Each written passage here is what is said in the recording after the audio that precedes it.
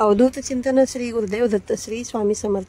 तुम्हा सर्वांचं माझ्या चॅनलमध्ये खूप खूप स्वागत करते आणि आजची या नवीन व्हिडिओला सुरुवात करते. 5 दिवसांचा दिवाळी सणाची सांगता भाऊबीजेने होत असते.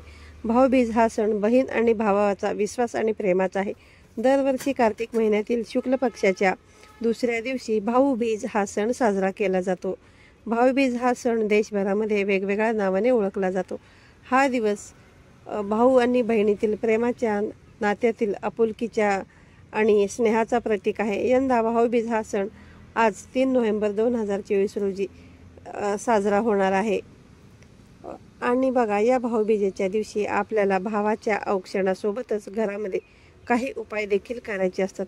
तसाच एक अतिशय प्रभावी उपाय मी तुम्हाला या व्हिडिओमध्ये शेअर करणार आहे. या उपायामध्ये आज रविवारी आलेल्या भाऊबीजेच्या दिवशी, म्हणजे जिला आपण यमद्वितीया म्हणत असतो, आपल्याला एक दिवा लावायचा आहे आणि या दिव्याखाली ही एक वस्तू आपल्याला ठेवायची आहे. हा दिवा लावल्याने काय होईल की आपल्यावर येणारे सर्व संकटे, विघ्न दूर होतील. आपल्या कुटुंबावर तसेच आपल्या भावावरती कधीच कोणत्याही प्रकारचे वाईट संकट येणार नाहीत. तर हा उपाय कशा पद्धतीने करायचा, दिवा कोणत्या दिशेला कुठे लावायचा, कसा लावायचा, त्याचबरोबर दिव्याखाली जी वस्तू ठेवायची आहे त्या वस्तूचं आपल्याला नंतर काय करायचं आहे, संपूर्ण माहिती जाणून घ्यायची असेल व्हिडिओ स्किप न करता शेवटपर्यंत पहा. त्याचबरोबर चॅनलवरती पहिल्यांदा आला असेल तर नक्की सबस्क्राईब करा आणि असेच नवनवीन आणि माहितीपूर्ण व्हिडिओ बघण्यासाठी बेल आयकॉन देखील क्लिक करा.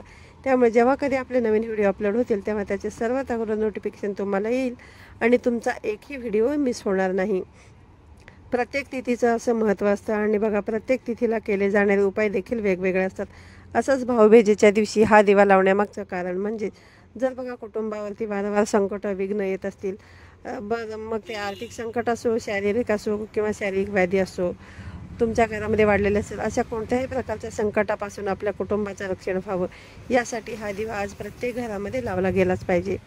आपल्या भावाच्या आयुष्यामध्ये अनेक समस्या, अडचणी येत असतात आणि भाऊबीजेच्या दिवशी आपण भावासाठी प्रार्थना करत असतो, त्याच्या दीर्घायुष्याची कामना करत असतो, भावाचा औक्षण करत असतो. त्याचबरोबर हे छोटे छोटे उपाय देखील आपल्या घरामध्ये करून आपण भावाच्या यशासाठी, त्याच्यावरती वाईट संकट येऊ नयेत यासाठी प्रार्थना करत असतो. तुमच्या भावाला बघा, जर कोणत्याही नवीन कार्याची सुरुवात केल्यावरती त्यामध्ये सतत अपयशच येत असेल किंवा मग वारंवार त्याच्यावरती संकट, विघ्न येत असतील, तर मग ते आर्थिक संकट असो किंवा मग ते घरामध्ये आजारपण असो किंवा दुसऱ्या काही अडचणी असो, तर ते दूर होण्यासाठी, त्याचबरोबर बघा तुमच्या भावाला प्रगतीचे मार्ग खुले व्हावेत, त्याच्यासाठी पैसे कमावण्याच्या संधी त्याला उपलब्ध व्हाव्यात. कारण प्रत्येकाच्याच बघा भोवती काही ना काही दोष हे असतातच. प्रत्येकाच्या घरामध्ये बघा नकारात्मकता असते, त्यांच्या भोवती नकारात्मकता असते, वाईट शक्तींचा संसार असतो आणि ही जी नकारात्मकता असते किंवा असलेले ते त्यांना जे दोष असतात ते दोष घालवण्यासाठी या विशेष स्थितीवरती केलेल्या उपायांचा आपल्याला, आपल्या कुटुंबाला, आपले जे काही जवळचे नातेवाईक असतात त्यांना, भाऊ बहिणीसाठी तर बघा हा जर उपाय केला तर नक्कीच ह्या उपायाचा त्याला लाभ होतो आणि त्याला त्याच्या प्रत्येक कार्यामध्ये बघा यश मिळायला लागतं. आणि भावासाठी म्हणून नाही तर बघा आपल्या कुटुंबाच्या रक्षणासाठी हा जो दिवा आहे तर तो लावला गेलाच पाहिजे. बघा, एका पौराणिक कथेनुसार सूर्यदेवाचे मुले यम आणि यमी होते, जे भाऊ बहीण होते. यमुना आपल्या भाऊ यमराजाला आपल्या घरी येऊन भोजन करण्याची प्रेमाने विनंती करत असते, पण यमराज कामामध्ये व्यस्त असल्याने यमुनेबद्दल बोलायचे टाळत असतात. कार्तिक शुक्ल द्वितीयेला अचानक यमराज आपल्या दारामध्ये उभे असलेले पाहून यमुनेला आनंद झाला.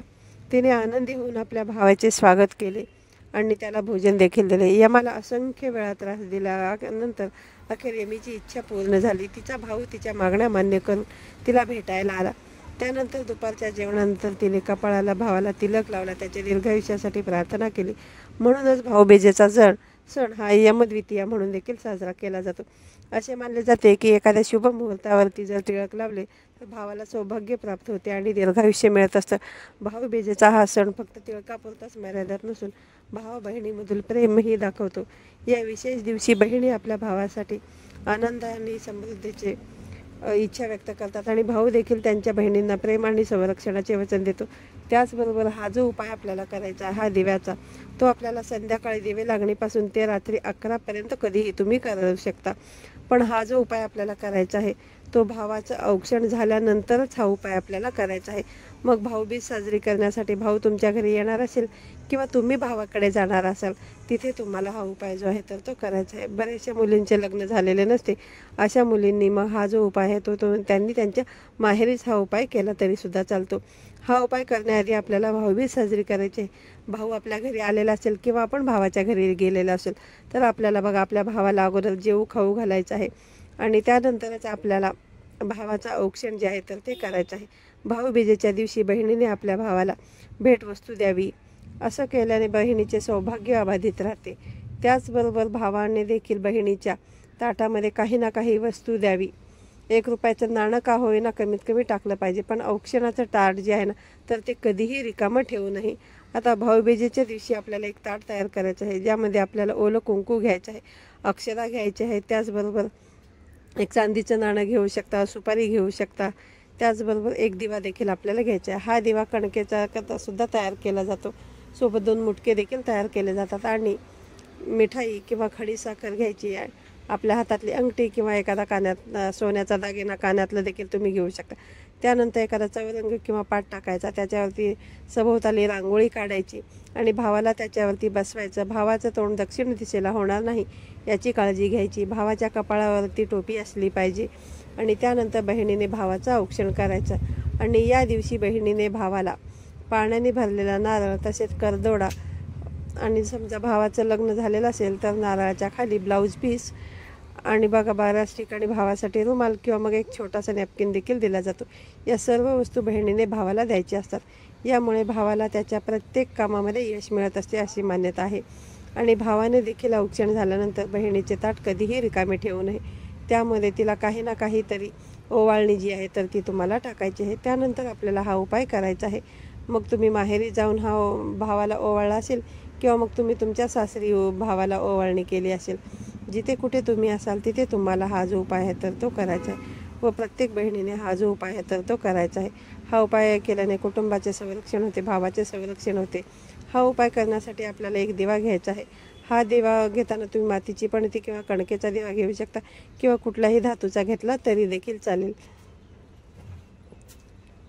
पण लक्षात घ्या, हा जो दिवा आहे तो आपल्याला चौमुखी तयार करायचा आहे. तुम्हाला तो स्क्रीनवरती मी तुम्हाला दाखवलेला आहे त्या पद्धतीने आपल्याला बनवायचं. यामध्ये बघा वाती घालायचे, दिवा तयार केलं आणि अशाच प्रकारे तुम्हाला 2-2 जोड वाती 4 दिशेला घालायचे आहेत. यामध्ये मोहरीचं तेल घालायचं किंवा तुम्ही जे देवपूजेसाठी तेल वापरता ते तिळाचं असेल किंवा मग इतर कोणतंही तेल असेल तरीसुद्धा चालेल. आणि हा जो उपाय आपल्याला करायचा आहे तो सांगितल्याप्रमाणे भावाचं औक्षण वगैरे झाल्यानंतर मगच हा उपाय करायचा आहे. संध्याकाळी 6:30 पासून ते रात्री 11 पर्यंत तुम्ही हा उपाय तुमच्या वेळेनुसार कधीही करू शकता. तर आता हा दिवा आपण तयार केलेला आहे. या दिव्याला आपल्याला आसन द्यायचे आहे. त्यासाठी तुम्हाला काय करायचं आहे, एक प्लेट घ्यायची आहे किंवा मग तुम्ही एखादा पुठ्ठा वगैरे देखील घेऊ शकता किंवा पेपर असेल तर तो पेपर देखील तुम्ही घेऊ शकता.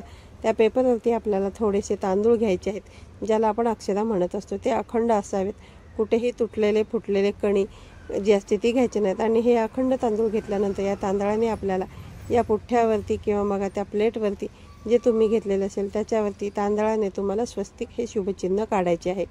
स्वस्तिक काढायच्या मध्ये 4 बिंदू द्यायचे, बाजूच्या 2 उभ्या रेषासुद्धा द्यायच्या आणि तांदळानेच हे रेषा द्यायच्या. तांदूळ बघा कधीही पांढरे ठेवायचे नाही आहेत. आणि त्या स्वस्तिकावरती तुम्हाला हळदी कुंकू अर्पण करायचं आहे. त्यावरती आपण जो दिवा तयार केलेला आहे तो दिवा आपल्याला त्याच्यावरती ठेवायचा आहे. दिव्याच्या 4ही वातीमध्ये तुम्हाला चौमुखी दिवा असल्यामुळे 4ही वाती आपल्याला प्रज्वलित करायच्या. देवघरासमोरच हा दिवा प्रज्वलित करायचा आहे. बघा तिथे आपल्याला दिव्याला हळदी कुंकू अक्षदा अर्पण करायचे आहे. धूप दीप ओवाळून घ्यायचे आहे. एखादं फूल देखील तुम्ही दिव्याला अर्पण करू शकता. आता हा दिवा आपल्याला नेमका कुठे ठेवायचा, तर बघा हा दिवा जो आहे तो तुम्ही घराच्या आसपास तुमच्या जर कुठे झाडं असतील, तुमचं स्वतंत्र घर असेल, घराच्या आजूबाजूला झाडे लावलेली असतील तर त्या झाडाखाली तुम्हाला हा जो दिवा आहे तर तो ठेवायचा आहे. फ्लॅट सिस्टममध्ये राहत असेल, घराच्या आजूबाजूला झाडं नाहीत, तेव्हा मग तुम्ही घराच्या उंबरठ्याच्या बाहेर हा दिवा एका बाजूला लावायचा आहे. बघा तुम्ही उजव्या बाजूला लावा, डाव्या बाजूला कुठेही लावू शकता. भाऊबीजेच्या दिवशी बहिणी यमराजाच्या नावाने 4 मुखा दिवा लावावा आणि तो घराबाहेर ठेवावा. भाऊबीजेच्या दिवशी आपल्याला हा दिवा लावल्यानंतर यमराजांकडे भावाच्या दीर्घ आयुष्यासाठी प्रार्थना करत असताना असं बोलायचं आहे गंगा यमुनेची पूजा, यमी यमराजाची पूजा, सुभद्रा कृष्णाची पूजा, गंगा यमुना निर्भयी माझ्या भावाचे आयुष्य वाढव असे म्हणायचे आहे. आणि या उपायामुळे काय होते की तुमच्या कुटुंबावरती, तुमच्या भावावरती कधीही कोणत्याही प्रकारचे वाईट संकट, विघ्न येणार नाहीत अशी देखील मान्यता आहे.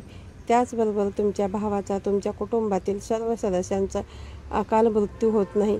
यमराज या उपायाने प्रसन्न होतात आणि ते तुमच्या घरावर कधीही वाईट संकट, कोणतेही विघ्न येऊ देत नाहीत. दुसऱ्या दिवशी हा यमाचा दिवा जो आहे तो तुम्हाला डस्टबिनमध्ये टाकून द्यायचा आहे. कणकेचा दिवा तुम्ही तयार केला असेल तर तुम्ही एखाद्या झाडाखाली ठेवू शकता. त्याखाली ठेवलेले तांदूळ जे आहेत तिथे असलेले कीटक, किडा, मुंग्या वगैरे खाऊन जातील. असा हा उपाय आज तुम्ही नक्की करा. आजचा व्हिडिओ तुम्हाला आवडला असेल तर व्हिडिओला लाईक करा, शेअर करा. पुन्हा भेटूया अशाच एका नवीन आणि माहितीपूर्ण व्हिडिओमध्ये. तोपर्यंत सर्वांना श्री स्वामी समर्थ.